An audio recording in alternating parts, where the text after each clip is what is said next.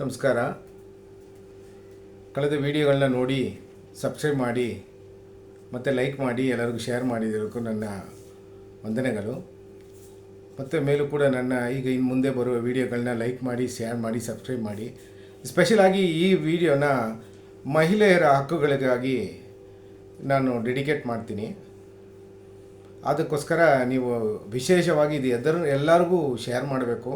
ಯಾಕಂದರೆ ಇದು ಸಣ್ಣ ಪಟ್ಟ ವಿಲೇಜ್ಗಳು ಮತ್ತು ಎಲ್ಲರಿಗೂ ಹೋಗಿ ಸೇರಬೇಕು. ದಯವಿಟ್ಟು ಹೆಚ್ಚಿನ ಇದಾಗಿ ನೀವು ಮಹಿಳೆ ಹಕ್ಕುಗಳ ವಿಡಿಯೋನ ಶೇರ್ ಮಾಡಿ.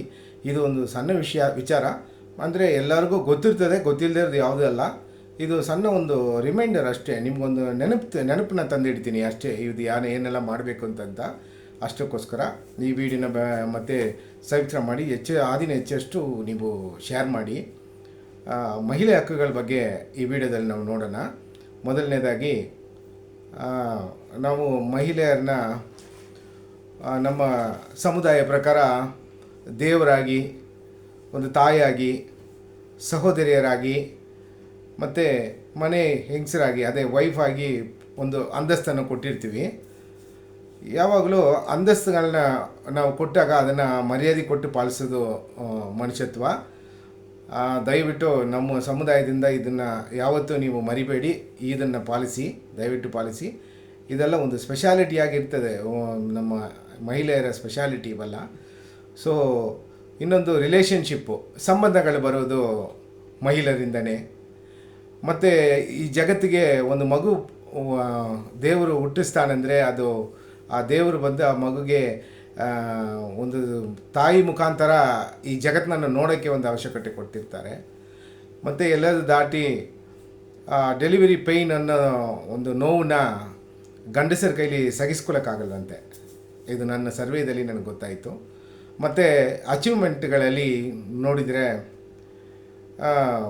ಎಲ್ಲ ದೊಡ್ಡ ದೊಡ್ಡ ನಾಯಕಿಗಳಾಗಿರ್ತಾರೆ. ಅಂದರೆ ನ್ಯಾಷನಲ್ ಲೀಡರ್ಸ್, ಪೊಲಿಟಿಕಲ್ ಲೀಡರ್ಸ್ ಆಗಿರ್ತಾರೆ, ಪೊಲಿಟಿಕಲ್ ನಾಯಕಿಗಳಾಗಿರ್ತಾರೆ. ಮತ್ತು ಈ ನಡುವೆ ಏರ್ಫೋರ್ಸಲ್ಲಿ ಸೇರಿರ್ತಾರೆ, ಮಿಲಿಟ್ರಿಯಲ್ಲಿ ಸೇರಿರ್ತಾರೆ.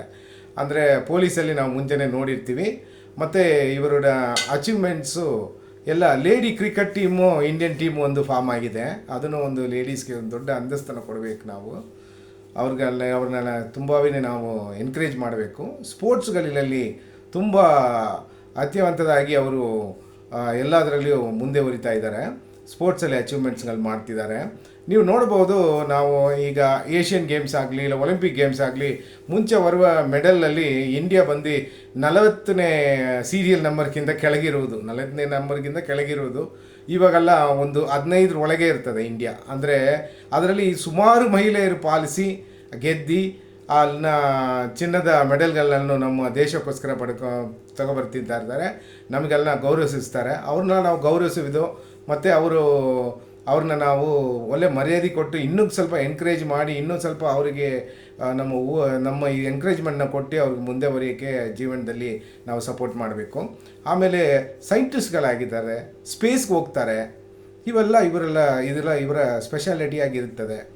ಆಮೇಲೆ ನಾವು ಒಳ್ಳೆ ಮರ್ಯಾದೆ ಕೊಟ್ಟು ಅವರಿಗೆ ಇನ್ನೂ ಸ್ವಲ್ಪ ಹೆಚ್ಚಿನ ಸಂದರ್ಭಗಳನ್ನ ಮಾಡಬೇಕು. ಅವನ್ನ ನಾವು ಹಿಂದೆ ಏನಂತೆ ಅಂತ ನೋಡೋಣ. ಸೊ ಇದರ ಬಳಿ ಫಸ್ಟ್ ಆಫ್ ಆಲ್ ನಾವು ಈಕ್ವಾಲಿಟಿ ಆಗಿರಬೇಕು. ಒಂದು ಉದಾಹರಣೆ, ನನ್ನ ಸ್ನೇಹಿತರಿಗೆ ಒಂದು 2 ಮಕ್ಕಳಿದ್ದಾರೆ, ಒಂದು ಹೆಣ್ಣು ಒಂದು ಗಂಡು. ಇನ್ನೊಂದು ಸ್ನೇಹಿತ ಇದ್ದ, ಅವನಿಗೆ ಒಂದು ಹೆಣ್ಣು ಒಂದು ಗಂಡು. ಅವರು ಏನು ಮಾಡ್ತಾರೆ ಅಂದರೆ, ಫಸ್ಟ್ ಸ್ನೇಹಿತ ಬಂದು ಅವನಿಗೆ ಮಗನ ಕಂಡ್ರೆ ಭಾಳ ಇಷ್ಟ. ಅವರು ಮಿಸ್ಸಸ್ ಅವನು ಸರಿ ಆ ಮಗನಿಗೆ ಸಪೋರ್ಟಾಗಿ ಎಲ್ಲ ಸಪೋರ್ಟು, ಎಲ್ಲ ಥರ ಇದು ಸ್ವಲ್ಪ ಪ್ರೆಫರೆನ್ಸ್ಗಳನ್ನ, ಸಲಿಗೆಗಳನ್ನು ಅವನಿಗೆ ಕೊಡ್ತಾರೆ. ಆ ಹೆಣ್ಣಿಗೆ ಅಷ್ಟೊಂದು ಜಾಸ್ತಿ ಕೊಡೋದಿಲ್ಲ. ಇದು ಒಂದು ಮನೆ ಒಳಗೆ ಆಗೋ ವಿಚಾರ, ಅಂದರೆ ಒಂದು ಸಣ್ಣ ಕುಟುಂಬದಲ್ಲಿ ಆಗೋ ವಿಚಾರ. ಅದು ಎರಡನೇ ಸ್ನೇಹಿತ ಏನು ಮಾಡ್ತಾನೆ, ಅವನಿಗೆ ಗಂಡು ಮಗ ಅಂದರೆ ಇಷ್ಟ. ಅವರು ಹೆಂಡತಿಗೆ ಅಷ್ಟೊಂದು ಇಷ್ಟ ಇಲ್ಲ. ಬಟ್ ಆದ್ರೂ ಆ ಸಲಿಗೆಗಳು ಆ ಗಂಡು ಮಗನಿಗೆ ಮಾತ್ರ ಕೊಡ್ತಾರೆ. ಸೊ ಇವರು ಇಬ್ಬರೂ ವ್ಯತ್ಯಾಸ ಪಡೋದಲ್ಲಿ ನೋಡಿ, 2 ಮನೆ 2 ಥರ ಆಗಿರ್ತದೆ. ಅದಕ್ಕೋಸ್ಕರ ನಾನು ಪ್ರತಿಯೊಂದು ಮನೆಯಲ್ಲಿ ನಡೆಯೋ ವಿಷಯ ಅಂತ ನಾನು ಇದನ್ನು ಹೇಳ್ತಾ ಇದ್ದೀನಿ. ಸೊ ಇದನ್ನು ಏನು ಮಾಡಬೇಕು, ನಾವು ಈಕ್ವಾಲಿಟಿಯನ್ನು ತೋರಿಸ್ಬೇಕು ಫಸ್ಟು. ಇದು ಏನು ಹೆಣ್ಣೆ ಆಗಲಿ ಗಂಡಾಗಲಿ ಇದು ನಮ್ಮ ಮಕ್ಕಳು, ನಾವು ಮುಂದೆ ಒರೆಸ್ಬೇಕು, ನಾವು ಅವ್ರನ್ನ ಓದಿಸ್ಬೇಕು, ನಾವು ಕೆಲವು ವಿಷಯಗಳನ್ನ ಅವ್ರನ್ನ ಅಚೀವ್ಮೆಂಟ್ ಮಾಡೋಕ್ಕೆ, ಅದರ ದಾಖಲೆಗಳು ಮಾಡೋಕ್ಕೆ ವರ್ಲ್ಡ್ ರೆಕಾರ್ಡ್ಸ್ ಎಲ್ಲ ಮಾಡ್ತಾರೆ ಈ ನಡುವೆ. ಸೊ ಅದು ಗಿನ್ನೆಸ್ ರೆಕಾರ್ಡ್ಸ್ ಎಲ್ಲ ಮಾಡ್ತಿರ್ತಾರೆ. ಅದು ನಮ್ಮ ಮುಂದಿನ ಇರುವ ಜನ್ರೇಷನ್ಗೆ ಇದನ್ನೆಲ್ಲ ನಮಗೆ ಪಾಲಿಸಿ ಅವರು ಈಕ್ವಾಲಿಟಿ ಕೊಟ್ಟು ತರಬೇಕು. ಆಗ ಇನ್ನೂ ನಮ್ಮಷ್ಟು ಫ್ಯಾಮಿಲಿಯಲ್ಲಿ, ಸೊಸೈಟಿಯಲ್ಲಿ, ಒಂದು ಮಿಡ್ಲ್ ಕ್ಲಾಸ್ ಅಂತ ಫ್ಯಾಮಿಲಿಯಲ್ಲಿ ಇನ್ನೂ ಕೂಡ ಡೊಮೆಸ್ಟಿಕ್ ವೈಲೆನ್ಸು ಮತ್ತು ಹರಾಸ್ಮೆಂಟ್ ಅನ್ನೋದು ಅವ್ರ ಕುಟುಂಬದಾಗ ಇದೆ. ಯಾಕಂದರೆ ಇದು ದೊಡ್ಡ ದೊಡ್ಡ ಸಾಹುಕಾರ ಮನೆಯಲ್ಲೆಲ್ಲೂ ನಡೀತಾ ಇದೆ ಈ ನಡುವೆ. ಇನ್ನೂ ಕೂಡ ಎಲ್ಲ ವಿಲೇಜ್ ಸೈಡೆಲ್ಲ ಇನ್ನೂ ಹೆಚ್ಚಿಗಾಗಿ ನಡೀತದೆ.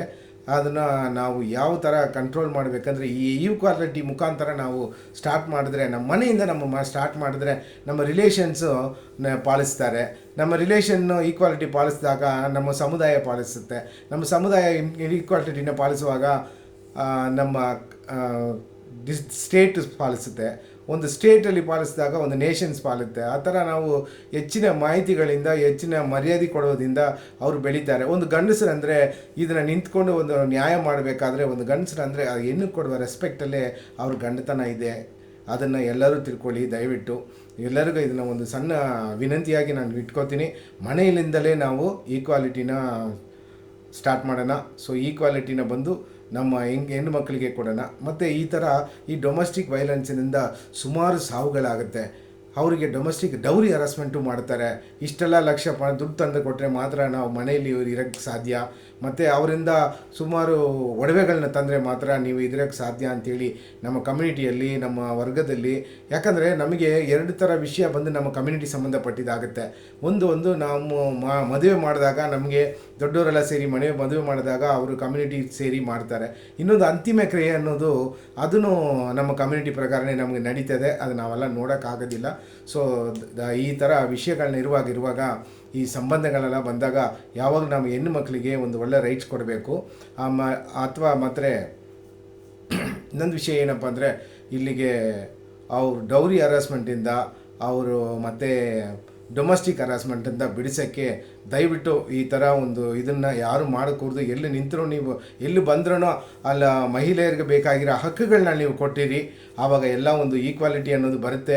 ನಾನು ಎಲ್ಲ ನನ್ನ ವಾಯ್ಸ್ ಔಟ್ ಮಾಡ್ತೀನಿ. ಎಲ್ಲಿದ್ದರೂ ನನ್ನ ಮಹಿಳೆಯವ್ರಿಗೆ ಎಂದೆಂದಿಗೂ ಸಪೋರ್ಟ್ ಮಾಡೋಕ್ಕಿದ್ದೀನಿ. ಎಲ್ಲೋ ನನ್ನ ಕಡೆಯಿಂದ, ನನ್ನ ಚಾರಿಟಿ ಕಡೆಯಿಂದ ನಾನೆಲ್ಲ ವಾಯ್ಸ್ ಔಟ್ ಮಾಡ್ತೀನಿ. ಮತ್ತು ನಾನು ಈ ಸತಿ ಅನ್ನೋದು ನೀವು ಕೇಳಿಪಟ್ಟಿದ್ದೀರಾ. ಅದು ಒಂದೇ ಈ ಒಂದು ಗಂಡ ಸಿದ್ದಾಗ ಈ ಒಂದು ಹೆಣ್ಣು ಅದನ್ನು ಅವನು ಅದೇ ಶವನ ಸುಡುವಾಗ ಅದರಲ್ಲಿ ಹೋಗಿ ಅವರು ಅದ್ರ ಮೇಲೆ ಇದ್ದು ಅದನ್ನು ತನ್ನ ಜೀವನವನ್ನು ಅವರು ಕೊಂದ್ಕೋಬೇಕು. ಅಂದರೆ ಒಂದು ಸೂಸೈಡ್ ಇದ್ದಂಗೆ ಅದು. ಇದು ತುಂಬ ನೋವಾಗುತ್ತೆ ಇದನ್ನೆಲ್ಲ ಕೇಳಿದರೆ ನಮಗೆ. ಇದು ನಮ್ಮ ಇಂಡಿಯಾ ಬಿಟ್ಟು ಹೋಯ್ತು ಅಂತ ನಾವೆಲ್ಲರೂ ತಿಳ್ಕೊಂಡಿದ್ದೀವಿ. ಇದೊಂದು 800,000 ವರ್ಷ ಕಾಲದಿಂದ ಇರ್ತದೆ. ಬಟ್ ಆದ್ರೂ ಇನ್ನೂ ಕೂಡ ಒಂದು ಟೈಮ್ಸ್ ಆಫ್ ಇಂಡಿಯಾ ಒಂದು ಇದರಲ್ಲಿ ನಮ್ಮ ಓದಿದೆ. ಇನ್ನೂ ನಮ್ಮ ಗಂಗೆ ನದಿ ಇದೆಯಲ್ಲ, ಅದರ ಅವರಿರುವ ಪಕ್ಕದಲ್ಲಿರುವ ಸಮುದಾಯಗಳನ್ನ, ರಾಜಸ್ಥಾನ್ ಇಂಟೀರಿಯರ್ ವಿಲೇಜ್ಗಳನ್ನ ಇನ್ನೂ ಕೂಡ ಈ ಸತಿ ಅನ್ನೋದು ಇದೆ ಅಂತೇಳಿ ಒಂದು ಸ್ಟೇಟ್ಮೆಂಟನ್ನು ನಾನು ಓದಿದ್ದೆ. ಸೊ ದಯವಿಟ್ಟು ನೀವು ಎಲ್ಲರೂ ಇದಕ್ಕೆ ಬೆಂಬಲ ಮಾಡಬೇಕು. ಆಮೇಲೆ ಪೋಕ್ಸೋ ಲಾ ಅನ್ನೋದನ್ನ ನೀವೆಲ್ಲ ಪಾಲಿಸಬೇಕು. ಇದು ಮಕ್ಕಳಿಗೋಸ್ಕರ, ಸಣ್ಣ ಹೆಣ್ಣು ಮಕ್ಕಳಿಗೋಸ್ಕರ ಮಾಡಿರೋದು. ಇದು ಕರ್ನಾಟಕದಲ್ಲಿ ಅಷ್ಟೊಂದು ವಿಷಯ ನಡೀತಾ ಇಲ್ಲ. ತಮಿಳುನಾಡಲ್ಲಿ ನೀವೆಲ್ಲ ನ್ಯೂಸಲ್ಲಿ ನೋಡಿರ್ಬೋದು. ಸ್ಕೂಲ್ಗೆ ಓದಿರೋ ಮಕ್ಕಳನ್ನ 5 ವಯಸ್ಸು ಬರುವ ಮಕ್ಕಳನ್ನ 53 ವಯಸ್ಸಿರುವನ ಒಬ್ಬ ಅವಳನ್ನ ಇದನ್ನು ಮಾಡೋಕ್ಕೆ ಪ್ರಯತ್ನ ಬೀಳ್ತಾ ಇದ್ದಾನೆ.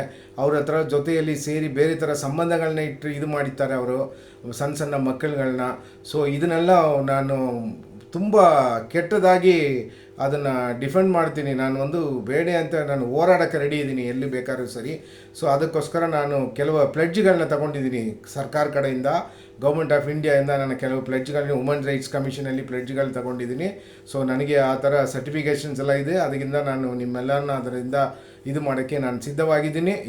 ಎಲ್ಲೋ ನಮಗೆ ನೀವು ನನಗೆ ಬೆಂಬಲ ಕೊಡಿ. ಮತ್ತು ಈ ಪೋಕ್ಸೋವರೆಗೂ ಇನ್ನವರೆಗೂ ಇದ್ದದನ್ನು ನೆನಪು ಮಾಡಿರಿ. ಕೊನೆಯದಾಗಿ ನಾನು ಪ್ಲೆಡ್ಜ್ ಮಾಡ್ಕೊಂಡಿದ್ದನ್ನ ನೆನಪು ಮಾಡ್ಕೊಳ್ಳಿ.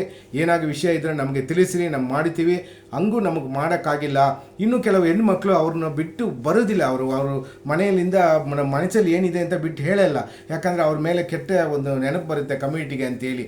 ಅವರೆಲ್ಲ ದಯವಿಟ್ಟು ನಿಮ್ಮ ಇವ್ರಿಗೆ ಅಕ್ಕಪಕ್ಕ ಇರುವ ಸಹೋದರಿಯರಲ್ಲಿ ಹಂಚ್ಕೊಳ್ಳಿ, ಇಲ್ಲ ನನ್ನ ಕಾಂಟ್ಯಾಕ್ಟ್ ಮಾಡಿ. ಹಂಗೂ ನಿಮಗೆ ಕಾಂಟ್ಯಾಕ್ಟ್ ಮಾಡೋಕ್ಕೆ ತೊಂದರೆ ಇದ್ದರೆ ನೀವು 112 and 112 ಅಂದ ಆ ಅಪ್ಲಿಕೇಶನ್ನ ನೀವು ಡೌನ್ಲೋಡ್ ಮಾಡಿ ಇಟ್ಕೊಳ್ಳಿ ಫೋನಲ್ಲಿ.